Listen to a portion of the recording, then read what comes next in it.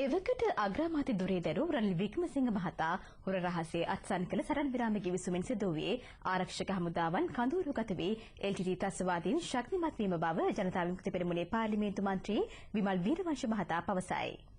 හදිසි නීති විවාදයට එක්වමින් වීරවංශ මහතා මේ බව පැවසිය. සමහරු තවමත් පවසන්නේ මේ ගිවිසුම නිසා රටේ ආර්ථිකයේ වර්ධනය වූ බවය. බෙදුම්වාදී ත්‍රස්තවාදයට රටපාවාදී ලබා ගන්නා ආර්ථික වර්ධනය සැබෑ ලෙසම රටට ආදරය කරන කිසිවෙකුට සිත සනසා ගැනීමට හේතුවක් වන්නේද? කොටි ත්‍රස්තවාදයට සියලු ජයග්‍රහණ හිමි කර දීම වෙනුවෙන් විදේශ රටවල් වෙතින් ලැබෙන ඩොලර් ප්‍රමාණයකින් සිත සනසා ගත හැක්කේ නරුම ගණයේ දේශද්‍රෝහීන්ට මිස අන් කවරකුටද? බෙදුම්වාදී කොටි ත්‍රස්තවාදයට රාජතාන්ත්‍රික තත්ත්වයේ හිමි කර දෙන ලද්දේ මේ ගිවිසුම මගිනි. විදේශ සබඳතා තර කර දෙන ලද්දේ මෙම ගිවිසුම මගිනි. කොටි හඬ නැමැති නීති විරෝධී ත්‍රස්ත ගුවන් විදුලියට නීත්‍යානුකූල තත්ත්වයේ පිරිනමන ලද්දේ මේ ගිවිසුමට අත්සන් තැබීමෙන් පසුව එකල පැවති එක්සත් ජාතික පක්ෂ ආණ්ඩුව විසිනි. දැන් මේ ද්‍රෝහී ගිවිසුමේ ජාත්‍යන්තර ස්වාමීන් හා දේශීය හිත්තන් ඒ අහෝසි කිරීම පිළිබඳ තම වේදනාව පළ කරන්නට පටන්ගෙන ඇත.